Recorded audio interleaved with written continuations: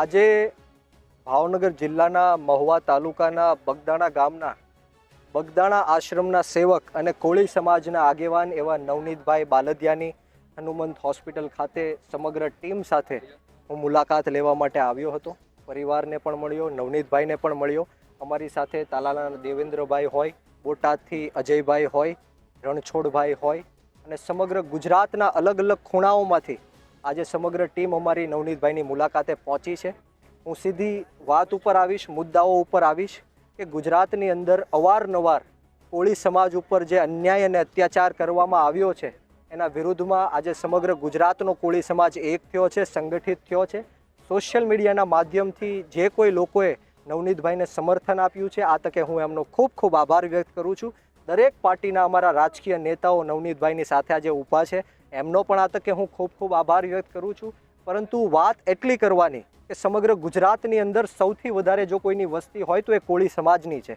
સૌથી મોટામાં મોટી વોટ બેંક કોઈની હોય તો કોળી સમાજની છે। આ સત્તા છે, આ સરકાર છે, એ કોળી સમાજના મત ઉપર જીવી રહી છે, ટકી રહી છે। અમારા કોળી સમાજના મંત્રીઓને, સંસદોને, ધારાસભ્યોને ગાંધીનગરના પગથિયા ચડવા પડે એ અમારી માટે કમનસીબીની વાત છે। ત્યારે હું સમગ્ર કોળી સમાજને કહેવા માંગીશ કે આ કોળી સમાજની તાકાત છે કે આપણે સીએમ પાસે નહીં, સીએમને આપણી પાસે આવવું પડે, એ તાકાત કોળી સમાજની છે।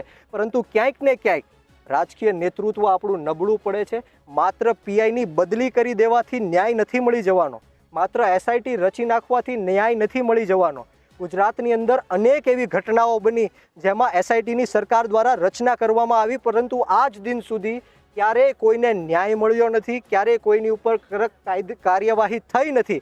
હું તમને મોરબીની જે પુલ દુર્ઘટના છે એની વાત કરું, ગંભીરા પુલ દુર્ઘટનાની વાત કરું, ટીઆરપી અગ્નિકાંડ જે ગેમ ઝોનમાં થયો એની વાત કરું, પાયલબેન ગોટીની વાત કરું, આ બધા મુદ્દાને લઈને સરકારે એસઆઈટીની રચના કરી, પરંતુ આજ દિન સુધી આ માત્ર ને માત્ર કોળી સમાજનો રોષ છે એ શાંત પાડવા માટે છે। આ મુદ્દો ડાયવર્ટ કરવા માટે પીઆઈની બદલીઓ થાય છે, એસઆઈટીની રચના થાય છે, પરંતુ અંતે કોળી સમાજને ન્યાય નથી મળતો।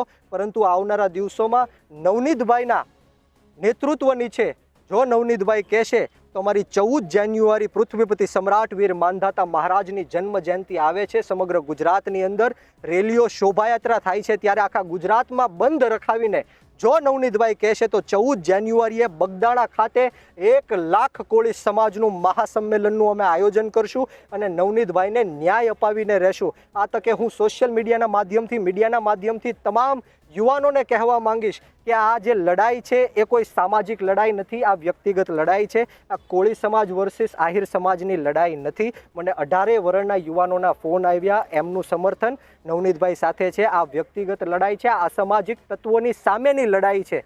એટલા માટે આપણે સૌએ શાંતિ જાળવવાની છે અને નવનીતભાઈને ન્યાય કઈ રીતના મળે એ દિશામાં આગળ વધવાનું છે।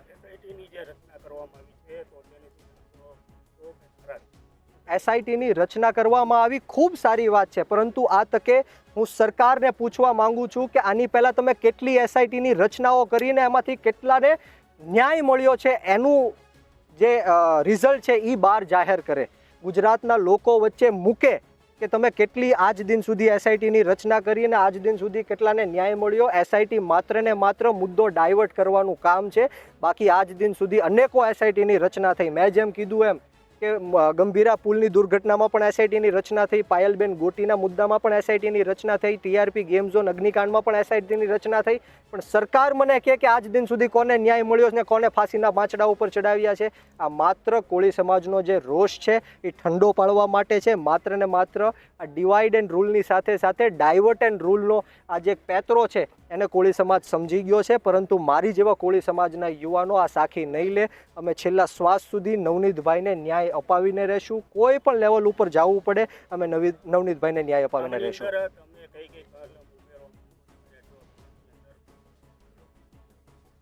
આવનારા દિવસોમાં મેં જેમ કીધું એમ કે 14 જાન્યુઆરીએ વીર માંધાતા મહારાજની અમારી જન્મ જયંતિ આવી છે, તો સમગ્ર ગુજરાતની અંદર અમે વીર માંધાતા મહારાજની જયંતિ ત્યાં બંધ રાખીને બગદાણાની અંદર મોટા પાયે આંદોલન કરીશું, સંમેલન કરીશું અને નવનીતભાઈ માટે ન્યાયની વાત કરીશું। એફઆઈઆરમાં છેડછાડ કરીને આરોપીઓને બચાવવાના કામ થઈ રહ્યા છે, ત્યારે પીઆઈની બદલી એવું દર્શાવે છે કે ચોક્કસપણે આમાં ક્યાંક ને ક્યાંક અધિકારીઓનું, પોલીસ તંત્રનું, પીઆઈની સંડોવણી છે।